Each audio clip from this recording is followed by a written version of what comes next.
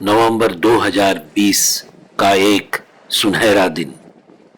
हम निकले थे एक बाघिन की खोज में। जो 1100 स्क्वेअर किलोमीटर का आहे. 1100 स्क्वेअर किलोमीटर में 80% एरिया बंद है. अपन तो 20% में एरिया में घूम रहा है. यहाँ पे नीलगा है, सांबर डियर है, मीनंगोर है, टाइगर है, लेपर्ड है, भालू है, सब एनिमल्स है. लेकिन कैसा है, जो अंदर में रहेगा तो आपको दिखेगा नहीं, जो रोड पे आएगा वही दिखेगा. ये जो यहाँ पे जो जंगलों में 3 गेट है और नवेगाव है ये, अलीजंजा 2 आणि निमदलाव 3 गेट की गाड़ी यहाँ पे घूमती है. एक गेट में 6 गाड़ी अलाउड है, 2 VIP है. तो ये पार्ट में ऐसा है कि ये घरी टाइगर्स है, उसमें 4 कप्स है, अभी एक एक साल के.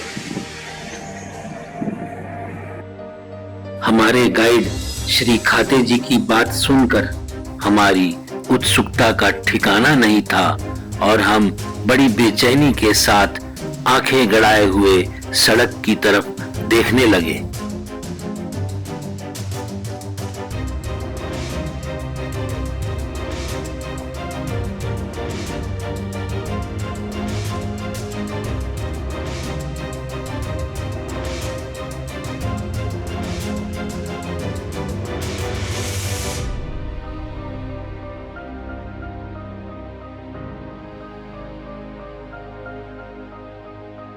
ऐसा लग रहा था मानो जंगल की सड़क हमें बार बार सतर्क रहने का संदेश दे रही हो। तड़ोबा के इस जंगल को मैं खामोशी के साथ देख रहा था। जंगल में आपसी सुरक्षा का बेहतरीन उदाहरण देखने को मिलता है। ये है हिरन और लंगूर का आपसी तालमेल। लंगूर ऊंचे पेड़ों पर बैठकर किसी भी बाघ के नजदीक आने का संकेत दे देता है। वन्य प्राणियों की बेचैनी उनके संघर्ष का बयान कर रही थी।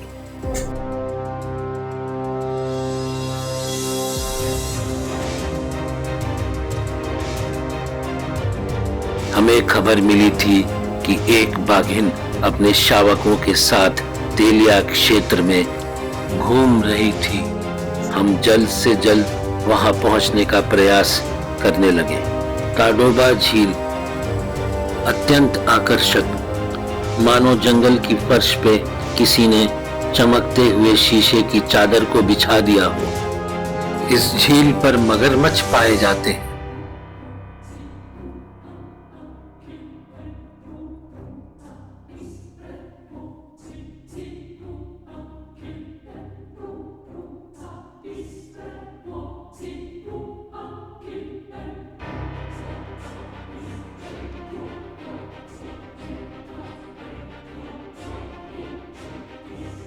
अचानक एक विशाल भालू सड़क पर चलता हुआ नजर आया। हमारी खुशी का ठिकाना नहीं था। भालू सुबह एवं शाम के वक्त अक्सर नजर आते हैं। भालू काफी ताकतवर जानवर होता है। मादा भालू जरूरत पड़ने पर अपने बच्चों की रक्षा के लिए शेर से भी मुकाबला कर लेती है।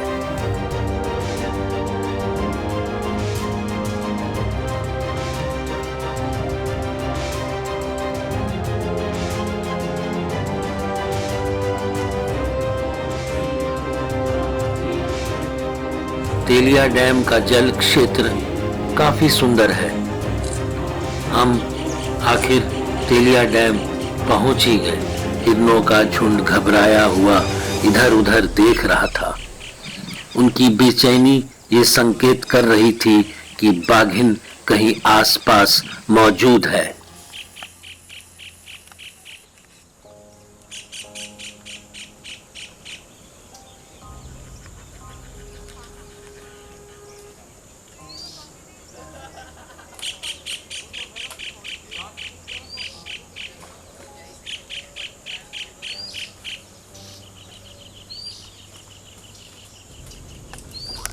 हिरनों के झुंड सतर्क थे। हमारी बेचैनी भी उनके साथ साथ बढ़ रही थी। एक अजीब सी खामोशी दस्तक दे चुकी थी।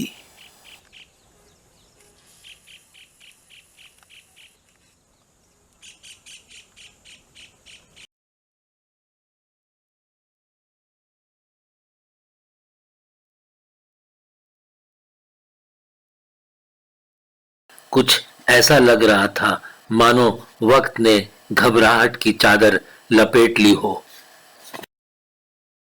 हम सब बड़ी बेसब्री और उत्सुकता के साथ बागिन को देखने का इंतजार कर रहे थे। तभी हमने देखा एक शावक दूसरी ओर से आता हुआ नजर आया।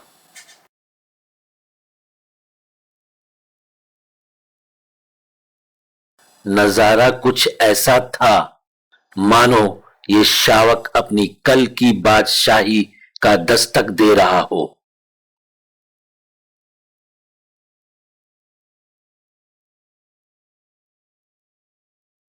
हमारी प्रसन्नता का ठिकाना नहीं था जब दूसरा शावक भी आ धमका।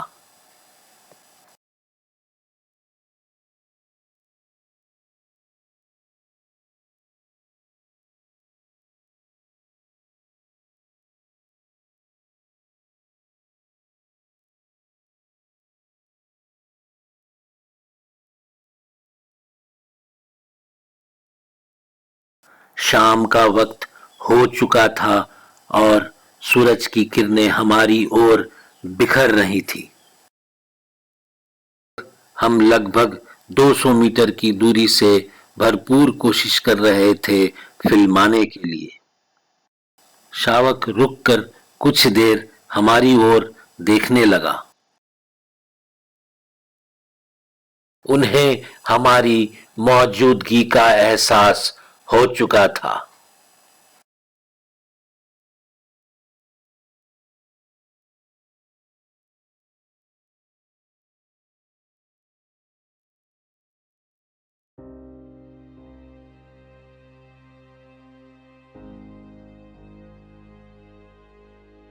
जल का सेवन कर एक शावक झाड़ियों की ओर बढ़ने लगा। शावक अपने मुख पर लगे जल को झाड़ता हुआ नजर आया।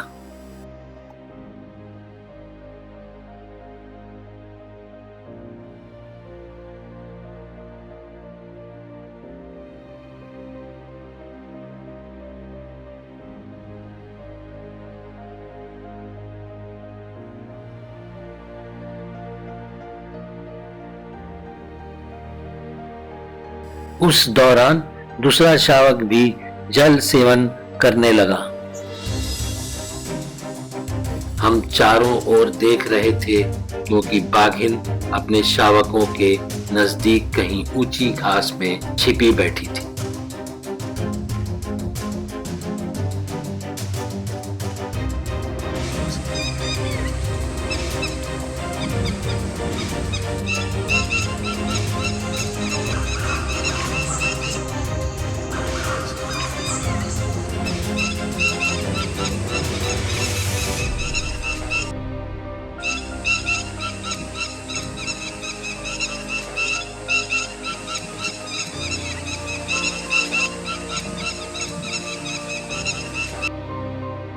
परिंदों ने अपने तरीके से उसकी मौजूदगी का ऐलान कर दिया था। देखते ही देखते बाघिन घास की घनी जमघट से बाहर निकलती हुई नजर आई। हम बड़ी प्रसन्नता के साथ उसे देख रहे थे। ऐसा लग रहा था मानो जंगल की खूबसूरत महारानी माहौल का जायजा लेने निकली हो।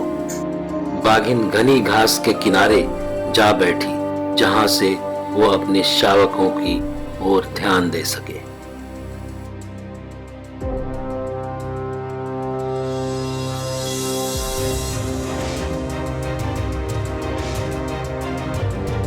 तीसरा शावक अपनी मां के करीब बैठा हुआ था।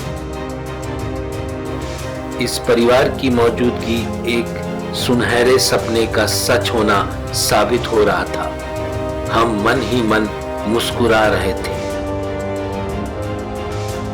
बाघिन और उसके 3 शावकों की एक साथ मौजूदगी इस बात का एहसास दिला रही थी मानो वक्त की मेहरबानी ने हमें ये अत्यंत सुनहरे पलों का कीमती तोहफा परोस दिया हो।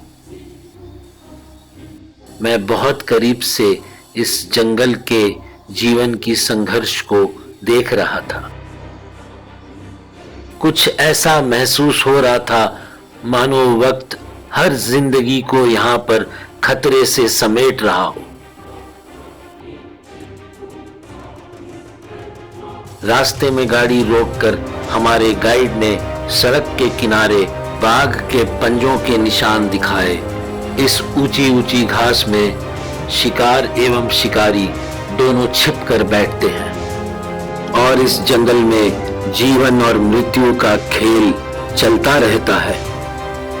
चारों ओर फैली हुई ऊंची ऊंची घास मानो जंगल की सुंदरता पर 4 चांद लगा रही हो।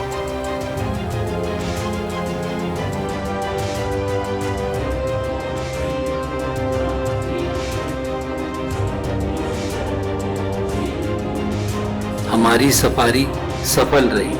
बाघिन और उसके शावकों का मिलना एक महत्वपूर्ण घटना थी। सूरज ढलने का समय आ चुका था और हम जंगल के निकास की ओर चल पड़े।